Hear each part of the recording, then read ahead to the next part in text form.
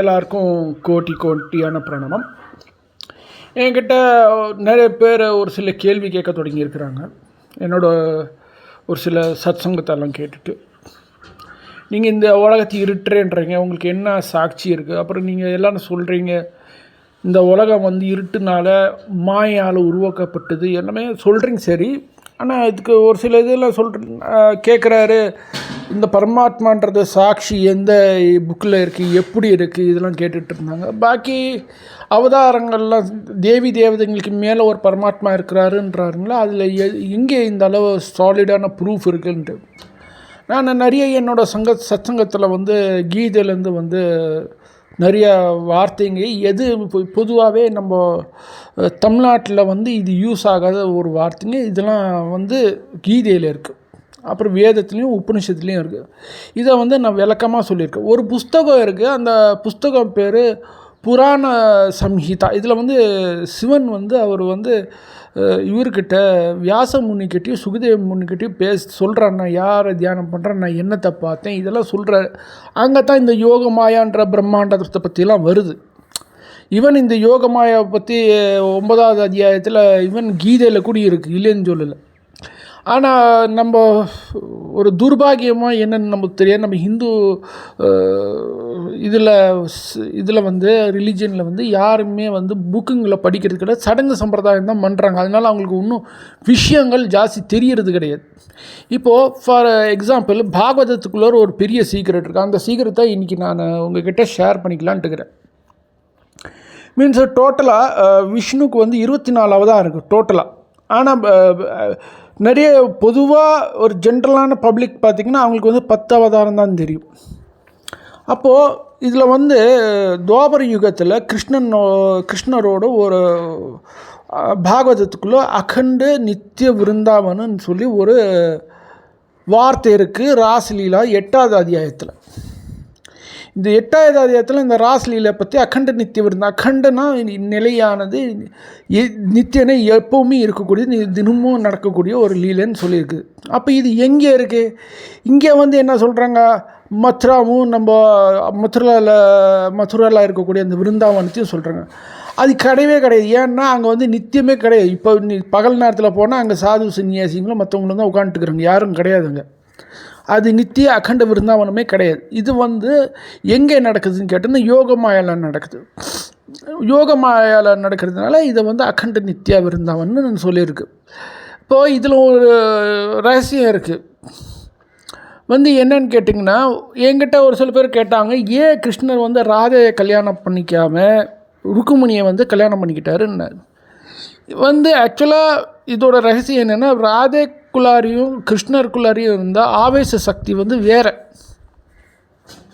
அந்த ஆவேச சக்தி என்னென்னா பரந்தாமில் வந்த ஆத்மாக்கள்னு சொல்கிறாங்க. அப்புறம் என்ன ஆச்சுன்னா, கிருஷ்ணர் இங்கே போனார், மதுராவுக்கு போனார். மதுராவுக்கு போய் கஞ்சமல் கன்ஸு இவங்களெல்லாம் கொன்னுட்டு அதுக்கப்புறம் துவாரகை பக்கம் போகிறத என்னாச்சுன்னு கேட்டிங்கன்னா, ஜராசிந்து யுத்தத்துக்கு நின்னான். அசுர ஜராசிந்து யுத்தத்துக்காக நின்று போது, அப்போது கிருஷ்ணன் பயந்து போயிட்டார். பயந்து போன போது அப்போது சிசுபால் வைகுண்டத்துக்கு போய் விஷ்ணு கிட்ட சொல்கிறாரு, கிருஷ்ணக்குள்ள சக்தியை காணும், நீ போய் காப்பாற்று அப்படின்றது தான். விஷ்ணுவோட சக்தி வைகுண்டத்துலேருந்து கிருஷ்ணருக்குள்ளே போய் அதுக்கப்புறம் ஜராசிந்தியும் மற்ற அசுரர்களுக்கு கொண்டு மகாபாரத்தை நடத்திட்டு வந்தது. இது ஒரு பெரிய சீக்ரெட் பாகவதத்துக்குள்ளே இருக்குது, இந்த ஒரு சீக்ரெட். அதுக்கப்புறம் என்னன்னா, ஒரு சாட்சி இருக்குது, ஆத்மாக்கள் யார், அதுக்கப்புறம் ஜீவர்கள் யார், ஈஸ்வரர்கள் யாருன்றது ஒரு சாட்சி இருக்குது. இப்போது பரமாத்மா குணமே இல்லாதவர்.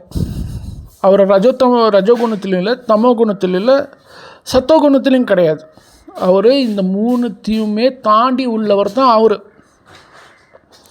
அப்போது பிரம்மா விஷ்ணு சிவனை பற்றி கேட்டால், பிரம்மா விஷ்ணு சிவன் இந்த உலகத்துக்கு வேதத்தை கொடுத்த குருங்க. வேதத்தை கற்றுக் கொடுத்த குருங்க. ஆனால் ஒன்று இருக்குது, அவங்க வந்து மாய பிசாசோட சக்தியோட ஆற்றலில் தான் இருக்கிறாங்க. இது வந்து என்ன சொல்லியிருக்கு, இந்த உலகம் வந்து ஒரு இருட்டு, இந்த இருட்டுக்குள்ளார என்ன இருக்குதுன்னு கேட்டிங்கன்னா மாயை பிசாசு இருக்குதுன்னு சொல்லியிருக்கு.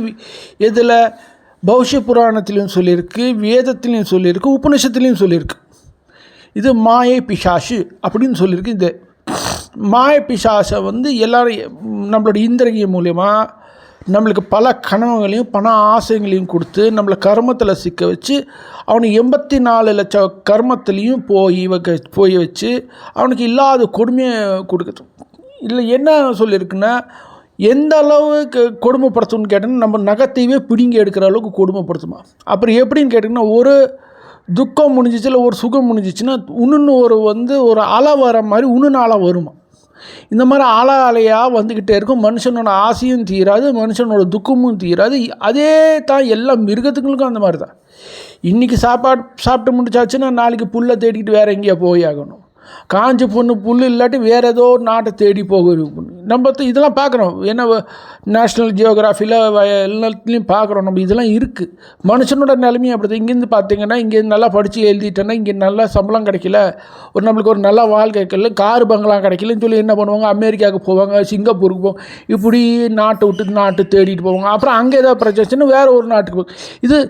இதை மாதிரி என்ன பண்ணுதுன்னு மாயை பிசாசு வந்து நம்ம மனுஷனை வந்து ஆட்டி படைச்சிட்ருக்கு. ஒரு நிலையே ஸ்திரம் இல்லாமல் அவங்கள ஆட்டி படைச்சிட்ருக்கு. ஒரு ஜென்மத்தை விட்டு ஒரு ஜென்மத்தில் ஒரு சன்னியாசியாக, இன்னொன்று ஜென்மத்தில் பார்த்தீங்கன்னா அவன் அசுரனாக பிறப்பான், இன்னொன்று ஜென்மத்தில் பன்னியாக பிறப்பான், இன்னொன்று ஜென்மத்தில் பார்த்தா நாயாக பிறப்பான். இந்த மாதிரி அந்த உயிரை வச்சு சித்திரவாதம் பண்ணி கொண்டு இருக்குதுன்னு அப்படின்னு சொல்கிறாரு. இது வந்து எதில் இருக்குது, புராண சங்கீதாவில் இருக்குது, மகேஸ்வர தந்திரத்தில் இருக்குது, கீதையில் இருக்குது, எல்லாத்துலேயும் இருக்குது. அதனால் இது ஒரு இருட்டு அப்படின்னு பரமாத்மா சொல்ல. இந்த உலகம் என்னென்னா ஒரு இருட்டு. இந்த இருட்டில் வந்து என்ன நடந்துகிட்ருக்குன்னா கொடுமையை தான் நடந்துகிட்ருக்குன்னு. என்ன மாதிரி கொடுமைன்னு சொன்னால், ஒரு மரண ஜென்மம் வந்து 1,00,000 தேள் கொட்டுறதுக்கு சமம்னு சொன்னார். ஒரு மரண ஜென்மம் வந்து தேள் கொட்டுறதுக்கு சமம். அப்போ தான் சொல்கிறாரு, எல்லாருமே இதை விட்டு வெளியில் வர பாருங்கள். எப்படின்னு கேட்டிங்கன்னா, ஒரு சமுத்திரத்துக்குள்ளார அதுக்குள்ளே இருக்கிற ஒரு மீன் மாதிரி உங்களோட நிலமை அப்படின்னாரு. அதுக்குள்ளே இருக்கிற உயிரினங்கள் மாதிரி நிலமை. அதுங்க வந்து பூமியில் வந்து வாழ முடியாது, பூமி விட்டு வெளியிலையும் வர முடியாது, அந்த இருட்டுக்குள்ளேயே தான் இருந்தாகணும். அந்த மாதிரி தான் இந்த உயிரை வந்து கட்டுப்பாட்டில் வச்சுருக்க மாயை பிசாசு அப்படின்னாரு. இதோட சாட்சி இங்கே வந்து நிறைய இருக்குது. அப்போ இதில் என்னன்னு கேட்டிங்கன்னா, இப்போது இந்த ஸ்ரீ பிராணாஜி, ஸ்ரீ ராஜ் சமாஜி இவங்க யார்?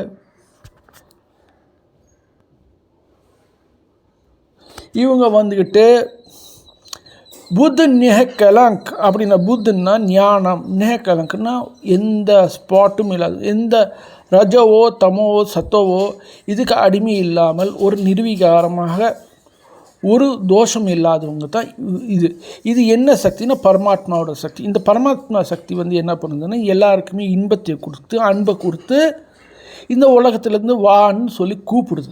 வேறு ஒன்றுமே இல்லை. இது வந்து ரொம்ப சிம்பிளானது. ஆனால் இதுக்கு வந்து என்ன கடைப்பிடிக்கணுன்னா, இதில் வந்து 4 கல்யாணம் பண்ண சொல்கிறார் பரமாத்மா. 4 கல்யாணம், பூனல் கல்யாணம் மாதிரி 4 கழுத்தில் மனசில் கல்யாணம் பண்ணிக்க சொல்லு. மீன்ஸு பொய் பேசாத, மாம்சம் சாப்பிடாதீங்க, எந்த விதமான போதைப் பொருட்கள் சாப்பிடாதீங்க, விபச்சாரத்துக்கு போகாதீங்க. இந்த 4 இது வந்து கடைப்பிடிச்சா தான் என்கிட்ட வந்து சேர முடியும் அப்படின்றார். இந்த தான் இது ரொம்ப ஒரு சுலபமான ஒரு இது. இதுக்கு எந்த தர்மமோ ஜாதியோ கிடையாது சொல்கிற. இது எல்லாமே தர்மம்ன்றது ஒரு ஜாதின்றது இதெல்லாம் சொப்பனம் கனவோடுதுன்றார். இதெல்லாம் பொய் அப்படின்ட்டார் கடைசியில். இதெல்லாம் ஏமாற்றலும் பொய்யும், இதுக்கும் அதுக்கும் எந்த சம்மந்தமே இல்லைன்றார். அதுதான் ஸ்ரீ பிராணநாத் பேருக்கு. இது இப்போ சம்மந்தமான எனக்கு எது வேணாலும் நீங்கள் மெசேஜ் பண்ணலாம், எது வேணாலும் கேட்கலாம். நான் உங்களுக்கு எத்தனை வேணாலும் சாட்சிங்களை கொடுப்பேன். இதில் ஒன்றும் பிரச்சனையே கிடையாது.